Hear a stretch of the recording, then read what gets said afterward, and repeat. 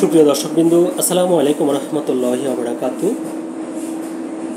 ছদ্মবেশ ধারণ করেও বাঁচতে পারলেন না ইরানি জেনারেল, এই শিরোনামে কালবেলাতে একটি খবর প্রকাশিত হয়েছে, যার বিস্তারিত বলা হয়েছে ইসরায়েলের থেকে হত্যার হুমকি ছিল, তাই সামরিক উর্দি খুলে ছদ্মবেশ ধারণ করেন ইরানি এক শীর্ষ জেনারেল। মোবাইল ফোন তো দূরের কথা, সঙ্গে ছিল না কোনো ইলেকট্রিক ডিভাইস, তবুও ইসরায়েল তাকে খুঁজে বের করে হত্যা করে। ইরানের খাতাম আল আম্বিয়া কেন্দ্রীয় সদর দপ্তরের কমান্ডার নিযুক্ত আলী সাদমানিকে দায়িত্ব গ্রহণের মাত্র 4 দিন পরেই হত্যা করা হয়। তার পূর্বসূরি গোলাম আলী রশিদ ইসরায়েলি হামলায় নিহত হন। সাদমানিকে হত্যার পর ইরান জুড়ে হোয়াটসঅ্যাপ ব্যবহার নিষিদ্ধ করা হয়। দাবি করা হয় হোয়াটসঅ্যাপের ডাটা পাসের মাধ্যমেই সাদমানিকে খুঁজে পায় ইসরায়েল, কিন্তু এক চাঞ্চল্যকর তথ্য দিয়েছেন তার মেয়ে। খবর ইরান ইন্টারন্যাশনালের। ইসরায়েল তাদের লক্ষ্যবস্তু খুঁজে বের করার জন্য হোয়াটসঅ্যাপ ব্যবহার করতে বলে অভিযোগ ওঠার পর আলী সাদমানির মেয়ে মাহদি সাদমানি মুখ খোলেন।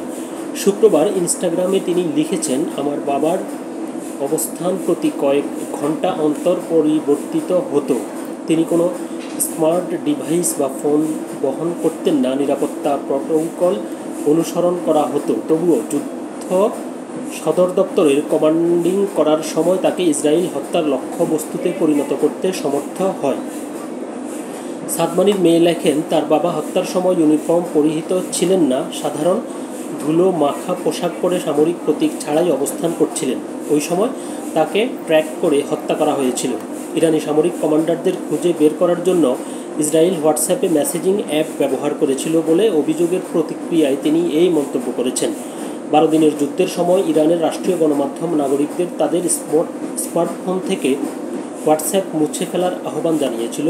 অভিযোগ করেছিল অ্যাপটি ইসরায়েলের তথ্য সংগ্রহ করে পাঠায়। হোয়াটসঅ্যাপ অভিযোগ অস্বীকার করেছে, বলেছে এই ধরনের দাবি ইরানের অভ্যন্তরে ব্যবহারকারীদের পরিষেবা অ্যাক্সেস সীমিত করার অজুহাত হিসেবে ব্যবহার করা হচ্ছে।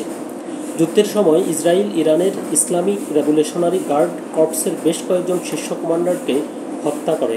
সশস্ত্র বাহিনীর প্রধান মোহাম্মদ বাঘেরি, বিপ্লবী গার্ডের প্রধান হোসেইন সালামি, আইআরজিসি অ্যারোস্পেস ফোর্স কমান্ডার আমির আলী হাজিজাদেহ এবং আইআরজিসি ডেপুটি ফর অপারেশনস মেহেদি রব্বানি প্রমুখ অন্যতম। খবরটি পর্যন্তই ছিল। আল্লাহ হাফিজ।